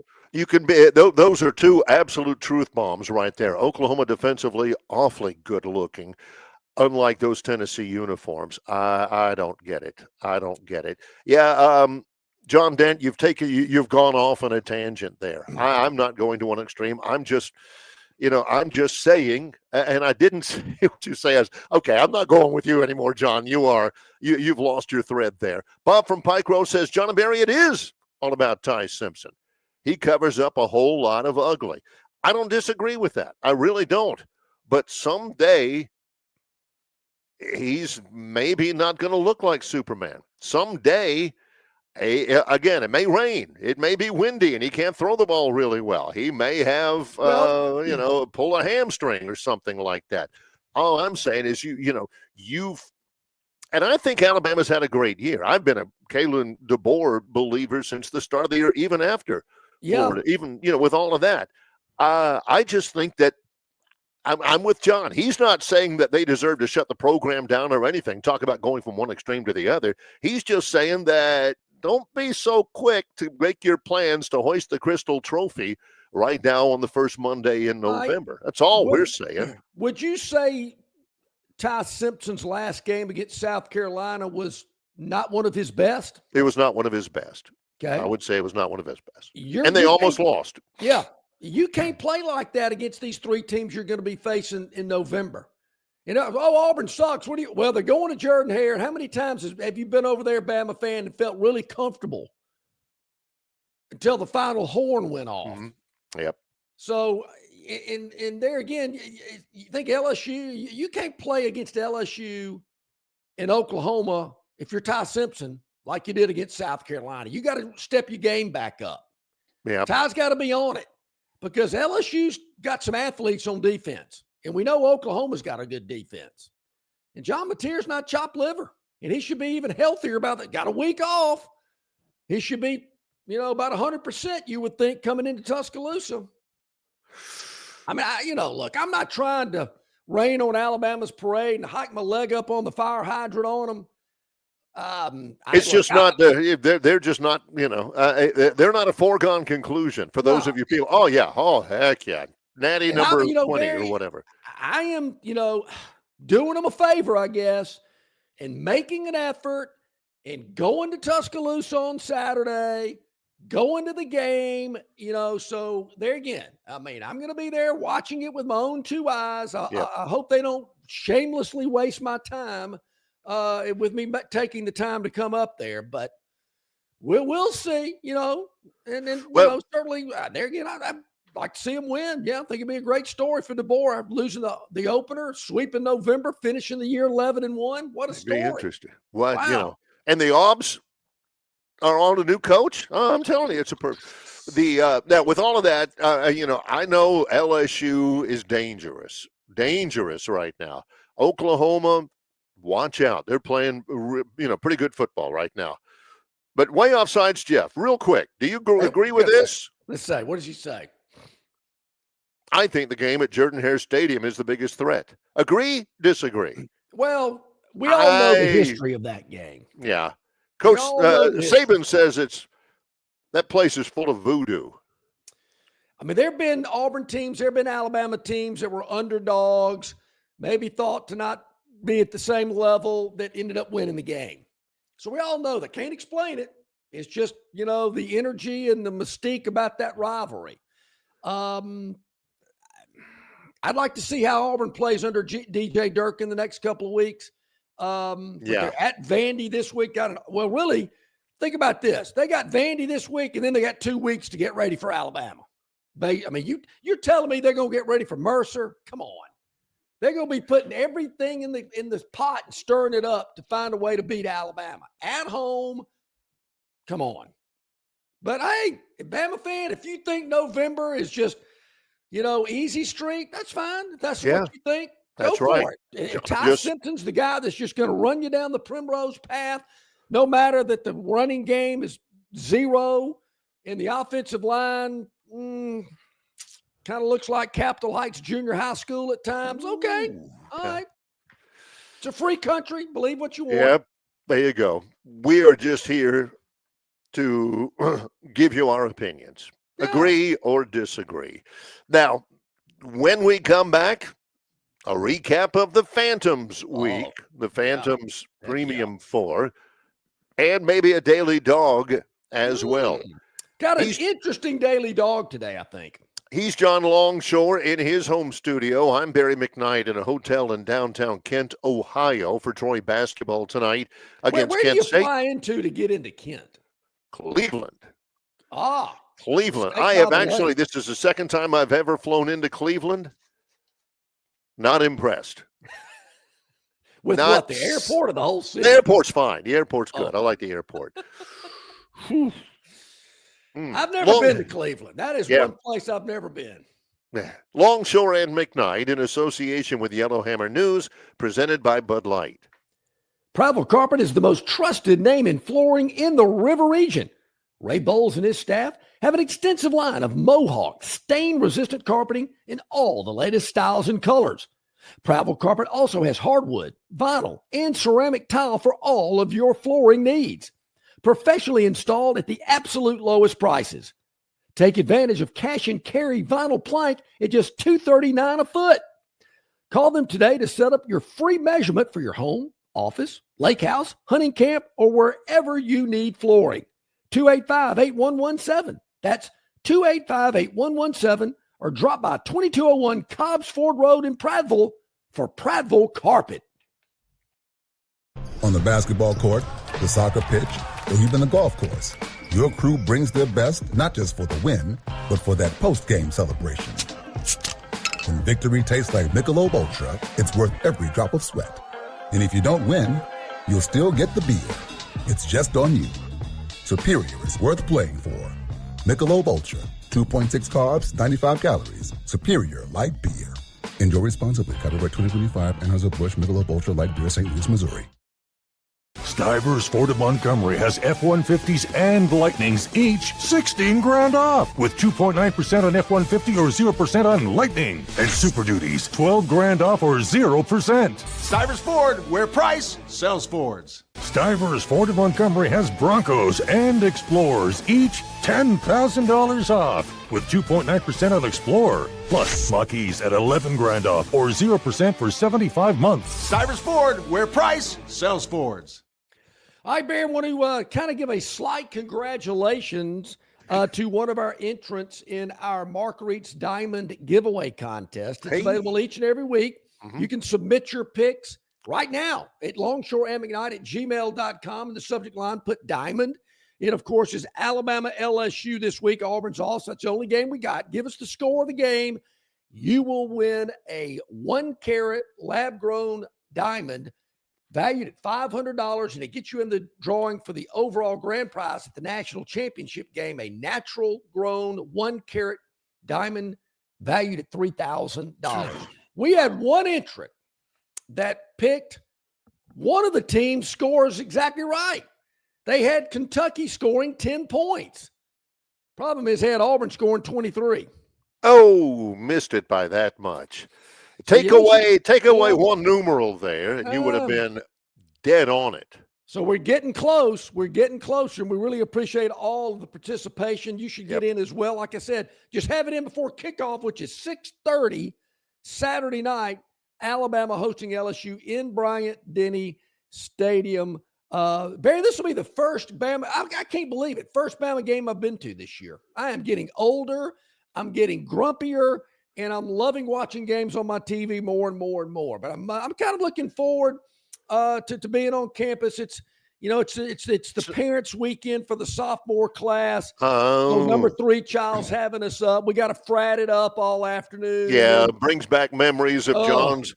When John was a sophomore, those were 2 of the happiest years of his life. It's great. Then mosey on over to the skybox there. Mosey on over to the to Bryant-Denny Stadium and watch the game. It's just a short walk from his parking spot. Yeah.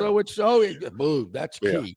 Yeah. So that's exactly right. So I love the spirited conversation going on today on our River Region Straw chat line. A lot of comments, a lot of feelings, a lot of opinions. Love it. Okay, people think I'm off my rocker about Alabama the month of November. I'm just throwing it out there.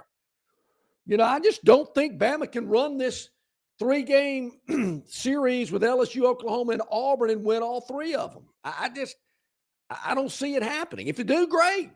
Yeah, I'm in, but I just don't see it.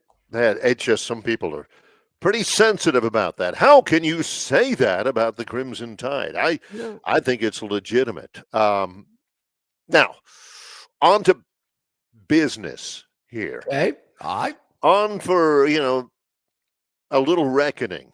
Mm-hmm. Every Friday, like clockwork, for years, the Phantom brings us the Phantom 4. Yep, we do. This past Friday, it came to you from Stivers, Chrysler, Dodge, Jeep, Ram, and Prattville. That's exactly right. So, Barry, we're going to go over the Daily Dog quickly, and then we'll get to the meat of the matter. We'll get to the really the prime cuts of beef, if you will. And this is how it's going to play out. Friday, we had the Toronto Blue Jays on the run line catching 1.5.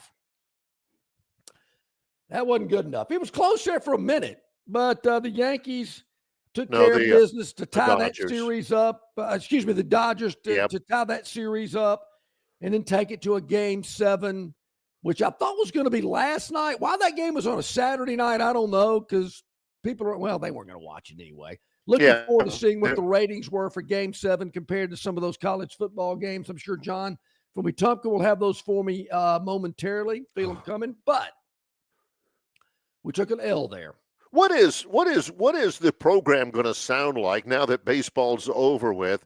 And John, every show can't call for John from Wetumpka to give him numbers from Major League Baseball as they compare to college football. That's been a staple of this program. Well, he kind of opened that can up, Barry. I mean, I would have never known. He didn't want any of that smoke because John came at him hard. Yeah. After that, if he would have never sent a baseball rating to me, I would have Never thought about it. When Mike Tankersley of the Montgomery Advertiser came in to the studio one time at our radio show to converse about all things local, and John had challenged him a little bit that the Montgomery was a Braves town. It was going to be friendly. It was going to be nice. It was going to be chummy. But he came in with a stack of papers with colorful pie charts and bar graphs, coverage maps and everything. When he did, I was, And then he got up and walked out of the studio. I said, well, where are you going? Yeah. That's because John was not having it. He was not. Okay, so anyway. Okay, so here we go. We're moving. Was not a good week for the Daily Dog. I will say that. So we got to get it going this week. And we're going to go tonight, Barry, to Monday Night Football. Only one game. Yep. They have 4 teams off this week. One game. Hey, how about that field goal by the Jag kicker yesterday? 68 yards, a new NFL record. Cam Little. They needed it too. Woo! All right. We're going Monday night tonight, where the Arizona Cardinals are, well, look at that, playing Dallas on Monday night. What's Dallas's record? Don't matter. 3-4-1. These two teams are a combined 5-9-1. What are they doing on Monday Night Football? John knows the answer. Well, Kyler Murray, questionable. Will he play? Will he be 100%?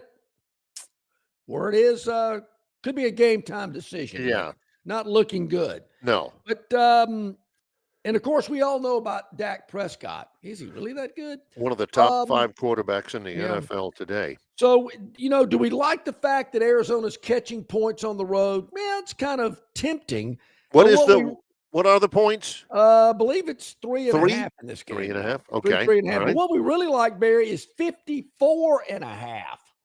54.5. We like this game to go under the total tonight. Under 54.5 is what we're going with tonight. All right. In our Phantoms Daily Dog. Too many points. And I know what you're thinking. Man, both these teams have played over a lot this year. I ain't worried about what's happened up to this point. I'm worried about tonight. And tonight it's going under 54.5 for the Phantoms Daily Dog. All right. It's on the record. It's here. It's been presented. Can't take it back now. It's like taking your hand off of the checker. Up. That means you can't change your mind. Card laid's a card played. That's right. That's what I've always said. There we go. I used to get that on my playing, but nope, you can't take that card back. Card's already on the table. TS. Too bad. Tough stuff. Yeah. Yeah. All right, Phantoms premium selections on Friday, Barry. It went a little like this. 3-1 for the weekend. That is a winning weekend. That is a winning weekend. And Barry got our overall record knotted back at 500. So here we're we go. looking upward to get that overall record for the year at a winning point, which we'll do this Friday. Poised for a run here. We started the day out, Barry, with a loss. But this game was close at halftime. Ohio State laying 21 to Penn State. The Nittany Lions faltered in the second half. Ohio State kept their foot on the gas, and they covered the 21. Yes, they win by 24. Yes. As a matter of fact, 4 touchdown passes from one of the Heisman frontrunners, Ohio State quarterback Julian Sayin. Yes. In that game. Who Saban got criticized because he said he ran the scout team at Alabama's first year. Saban criticized himself. Said he was a dumb for doing that. Yeah. How about this one, Barry? A game out in Austin, Texas, where the Longhorns had a super comfortable lead going into the fourth quarter. It was laughable. Going into the fourth quarter, let's see, what was it? Heading into the fourth. Let me do that because this is interesting. Texas kicks a field goal on the final play of the third quarter. Zeros on the clock. Texas is up 34-10 heading into the fourth in Austin. And then here came the fourth. And Auburn, watch out. Vanderbilt scores 21 in the fourth quarter. Just saying. But, Barry, what was the final score again? 34-31. What is 34 minus 2.5? 31.5. That's a winner. We laid 2.5 in that game. Yes, sir. Yeah, I mean, Easy. And really all we saw was the final score. That would have been a little nerve-wracking to watch that. Don't go for 2. Just kick the extra point. Don't get crazy here. Vanderbilt scores a touchdown on their first drive of the fourth quarter. They go for 2 and don't make it. Yes. Whew. Hey, we'll take it any way we can get it. That's exactly right. That is a win, people. Yep. So then we go into the night game in a game we told you this is a live dog, folks. I'm telling you, this is a live dog. Watch out for NC State catching 6 at home. Did he know? I said, how in the world is a team ranked 8th in America going up against a 4-4 team and only laying 6 points? Woo. Undefeated Georgia Tech, number 8. And North Carolina State wins it at home 48-36. Ooh. Despite an incredible performance by Georgia Tech quarterback Haynes King, who threw for 408. He ran for 103. Yep. That's 511 odd yards of offense by his own self, but his defense gives up 48 points. I didn't think NC State would score 48. I got to come clean on that, but I did like their chances of winning the game outright, which they did, but we won the 6 with NC State. Then our last game, Barry. And here's the takeaway from that. Yep. Sometimes, and Georgia Tech's a perfect example of this, people, sometimes a really, really good quarterback cannot mask all of his team's deficiencies in every How many yards you said? 500? 511. He threw for 480, he ran for 103, and that still wasn't enough. Wasn't good enough. Yeah. So, Barry, our last game's kind of bittersweet. We cashed our ticket, but felt apologetic. Almost. I felt bad for Hugh Freeze as he trotted off the field for what I looked at to be, that's probably going to be his last time. That'll be it. Yeah. We had the Kentucky Wildcats catching 11 in this game. Thought Auburn would win, but just didn't think they could cover double digits like that. And Barry, after that first series, Auburn gets the ball, makes a couple of first downs under Ashton Daniels. I'm thinking, oh, okay. Punts. And after that, it was over. I never felt uncomfortable about catching the 11. Wasn't sure they'd win it outright. After all, Kentucky was on a 4-game losing streak heading into Jordan-Hare. Correct. So it's the old phantom positioning. Hey, if you cover for me, do yourself a little favor and put it on the Underhill's bill. Go ahead and win the game outright. Sure. Kentucky, if you're going to cover, just win outright. Why not? Sure. Treat yourself. They did, and Kentucky with the 11 was a winner. 3-1, so we're 19-19-2 on the year. Got back to 500 overall. So we're, November, about to start making that run, folks. If you follow the Phantom long enough, late regular bowl season, playoff season, NFL playoffs, get ready because we're about to start winning. All right, Barry, something that we wanted to bring up last week, but I was sworn to secrecy. I had to bite my lip. I could not bring it up. Thursday, we were at the Montgomery Regional Airport, and our man Terrence brings it up on the chat line today. This is huge, exciting news, and I just, there again, biting my lip on Thursday. The announcement was on Friday. Terrence, thanks for bringing this up. So, I heard MGM, Montgomery Regional Airport, is getting flight service back to Houston, again, added to their selection. So Atlanta, Charlotte, Dallas, D.C., and Houston. Nice job, Montgomery. I was gonna ask John if he would confirm because he was sworn to secrecy, and John can keep a secret. He wouldn't even tell me, but he said, just wait. And boy, that is big news. I know this is something that the airport's been working on for a couple of years. Montgomery was the 7th largest market that did not have service to Houston. Houston is one of United's biggest hubs, so you can get to anywhere really on the planet from Houston. So it's a huge connection going to one of their largest hubs. Plus, you're getting the third major legacy carrier in the United States. You got American, you got Delta, now you got United, you got the big three coming in.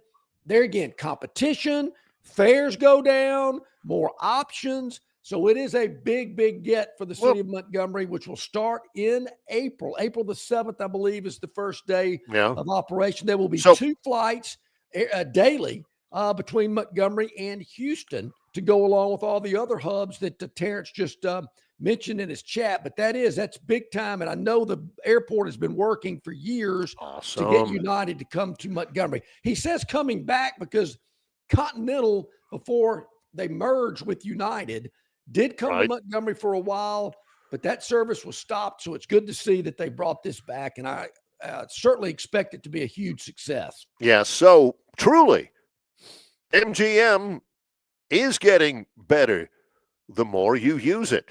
That is. Yeah. So I just had a text. Somebody said, can John stop talking about how Alabama may not run the table and get back to dogging the Yobs about firing Hugh Freeze? No.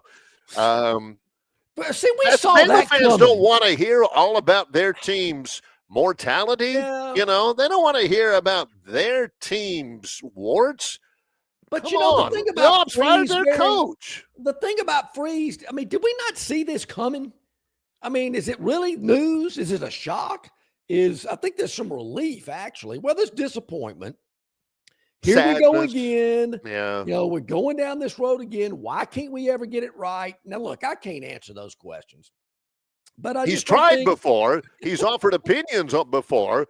But there's only one entity that can answer those questions, and they're wearing orange and blue, and they've got Bo Jackson jerseys and tiger tails coming out of their trunks and their cars. I'll be the first to tell you, if all you Bama fans want to slam me for raining on the Bama parade and saying they're going to lose a game or two in November, that's fine. That's what I've been dealing with this for over 30 years, and that's what I love about it.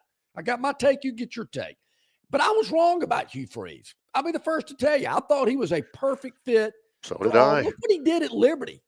I mean, I know he had some stumbles and they kind of lost a few down the stretch, but overall, Hugh Freeze was incredibly successful at Liberty. Well, now, what he did, why he couldn't get that to work at Auburn, I can't tell you. But look, in all seriousness, he has some health issues. Probably needs to be dealing with that more and more. I could see it on his face last year. I thought, man, he just doesn't look good. You don't want to say that about somebody, but that's the fact of the matter. I thought, man, the guy just doesn't look great. You said that about Linda Cohn. Anyway. So I can't say I'm shocked.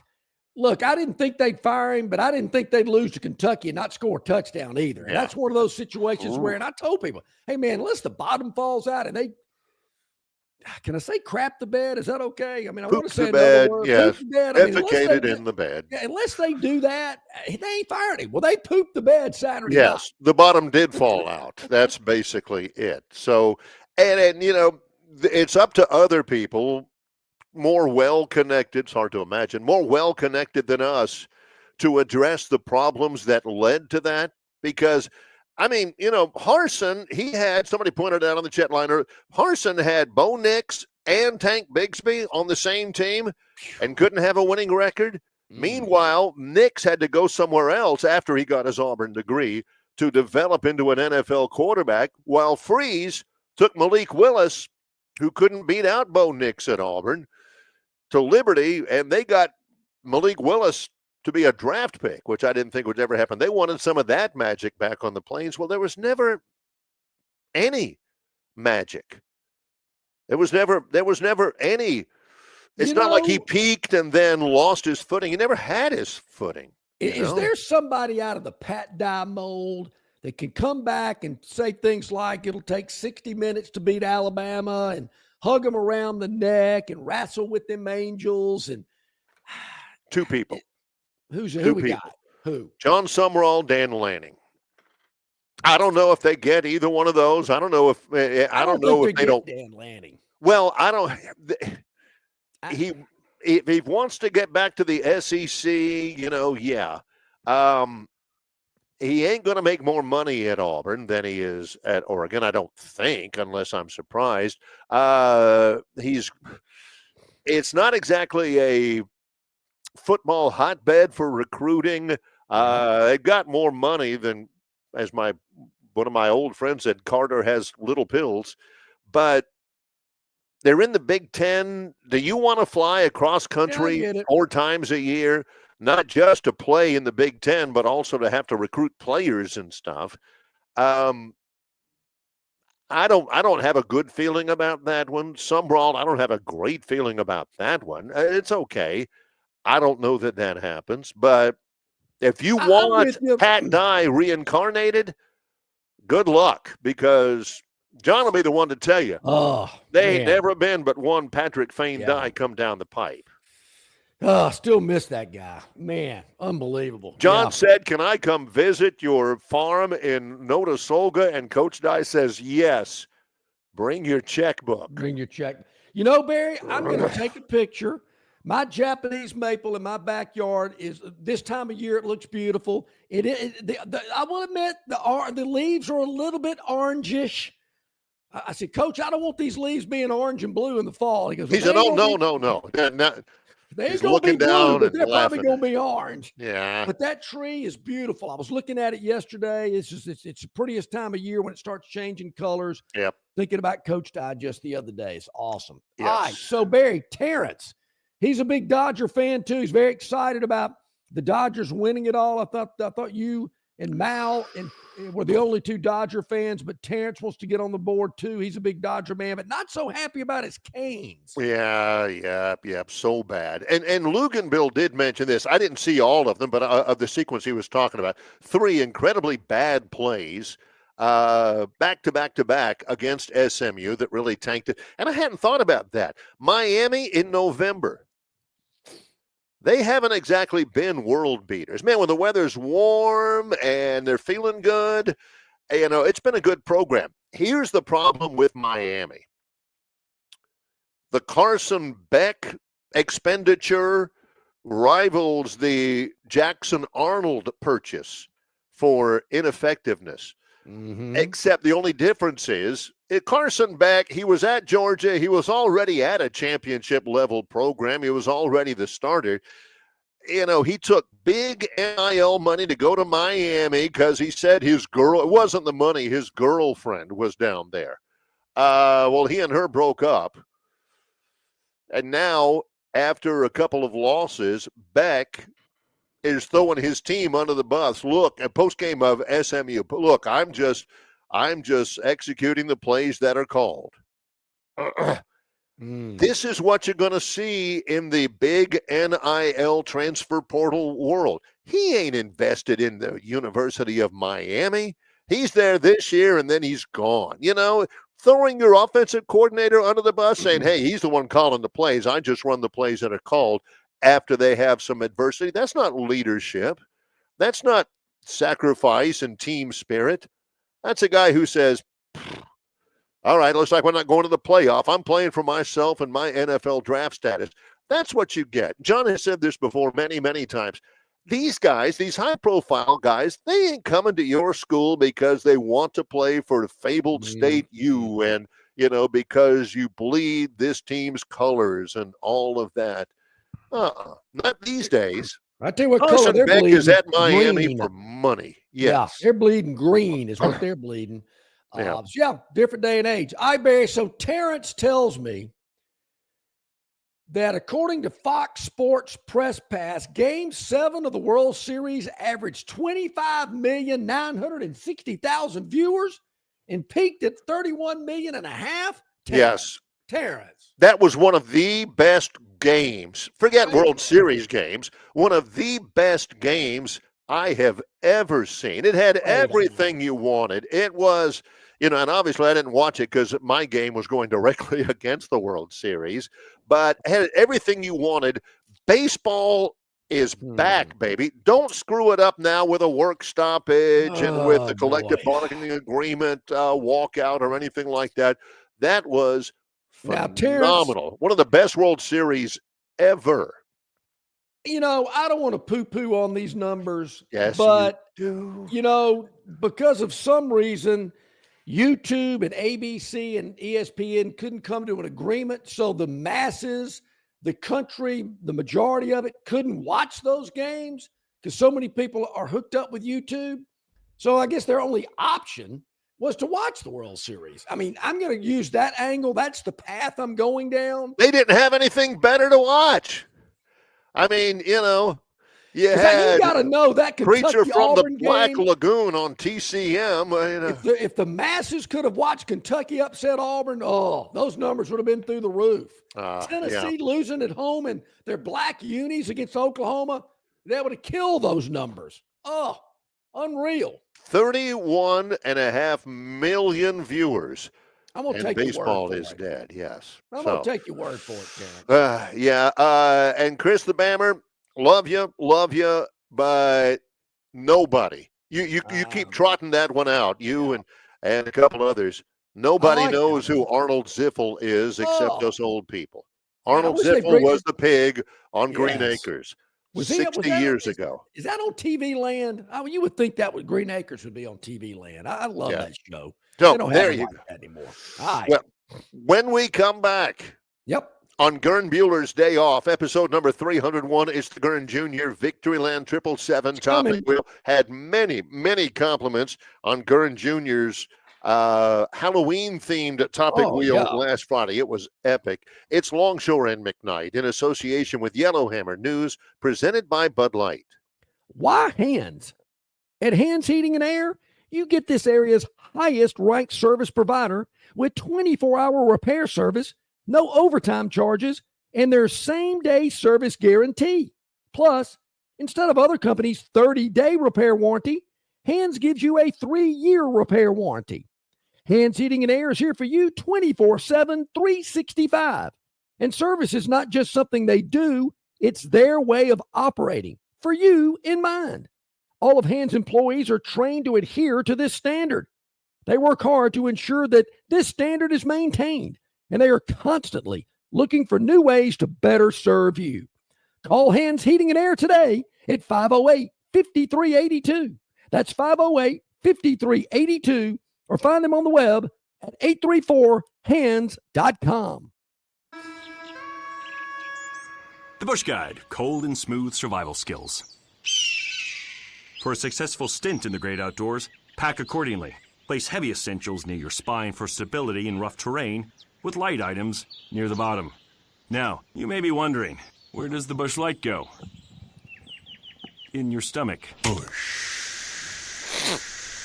Head for the mountains. Local banking expertise, the newest innovations and technology, personal attention, genuine hospitality. It's all just part of the Riverbank and Trust difference. They invite you to experience it for yourself. Welcome to banking above and beyond at Riverbank and Trust. Locations throughout the river region, locations throughout the state of Alabama. Riverbank and Trust. Drive away in a brand new Chevy Silverado Trail Boss or win your share of $25,000 in free play and cash during Victoryland Casino's Truck and Bucks giveaway. The more you visit, the more chances you have to win. Visit our Players Club and check out this month's exciting free play promotions. You'll have more fun at Victoryland Casino, where you can be a winner too. Victoryland Casino off I-85 exit 22 in Shorter, Alabama. Drawings November 7th and 8th. Must be 21 or older. Must be present to win. Hey, this weekend is the Trucks and Buck giveaway. So you need to be heading out to Victoryland. The more you visit, the better your chances of winning that new truck, that new Chevy Silverado. Also, your share of $25,000 in cash and free play at Victoryland. You can be a winner too. That happens this weekend. So make your plans to be out there. All right, quickly before we go to the wheel. Yes. We're going to get into this a lot more tomorrow as well. Not only what Alabama's going to do in the month of November, but hey, let's see what Auburn's going to do as well. They're off this weekend, or they go to Vanderbilt this weekend. And the series record between Vanderbilt and Auburn, 22-1. This is the game to see what program has a winning record against one another. I did not realize that. Also, the game next week or after their bye week, they might need to prep for this team, Barry. Mercer, don't look now, 7-1. The Mercer Bears out of Macon, Georgia. 7-1. Just saying. Jason Jones, one of my favorite human beings, he says, I'm calling it now. Eli Drink to Auburn. Offensive guy, wears a visor, has reached the ceiling at Missouri. He's a little cocky and fun. For John and me, for what we do, we'd love to have Drinkwitz on. We'd love to have, be able to talk about him. Fun guy, Hey, we're about to get rid of him. He had, back-to-back double-digit win seasons. I'm with you, Barry. I don't know how – I guess that'd go over okay with the Auburn fan base. I'm not really sure what they're imagining or thinking. They think, they're going to get – trying to think, who's some big-name guy out there? They think they're going to – really, is Dan Lanning going to Auburn? I'm just saying if that's who they want. If they want another Pat Dye, he's not Pat Dye. I think Drinks would be fun. Drinks would, he certainly got to win, but he wouldn't take any crap off anybody. Bama fans, you want to be behind him because his last name is Drinkwitz. You guys would have fun with that. You had fun with Terry Bowden being short and Tubbs having big ears and Malzahn liking Waffle House and Hugh Freeze and burner phones. You'll find something.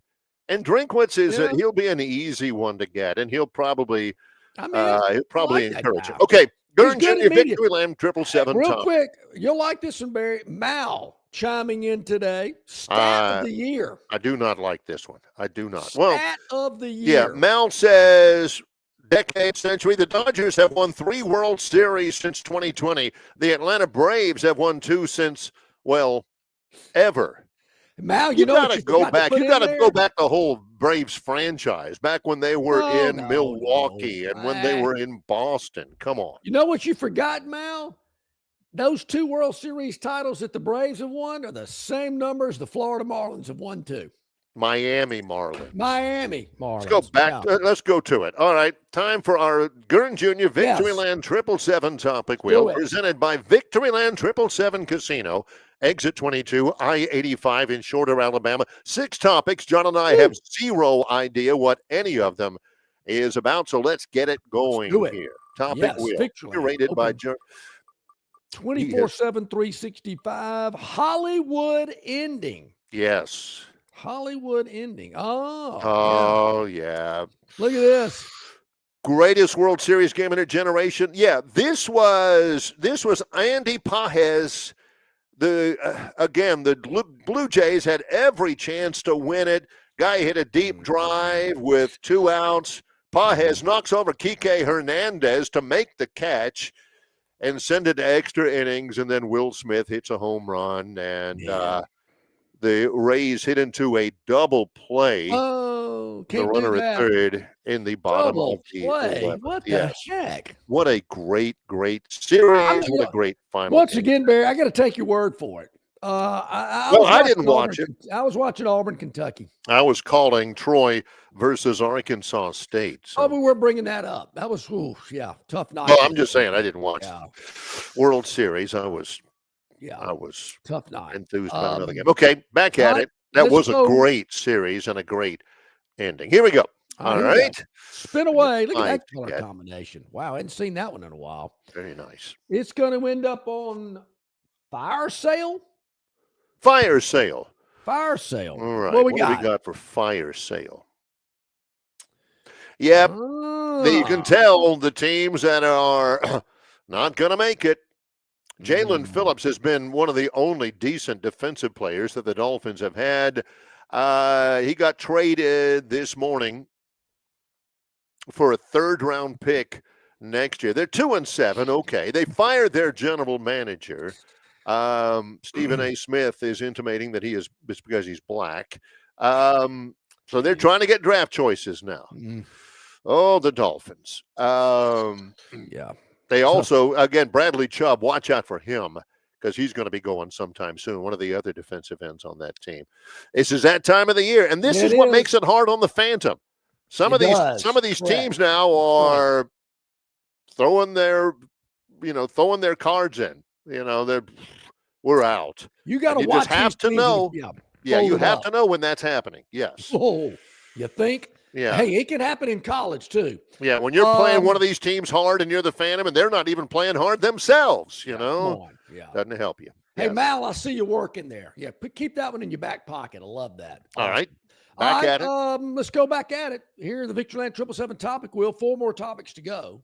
Victoryland's open 24/7, 365. Make sure you get in on the Trucks and Bucks giveaway. Yes. This weekend out at Victoryland. Dislocated. Ooh, this sounds painful. I hate these. What happened here?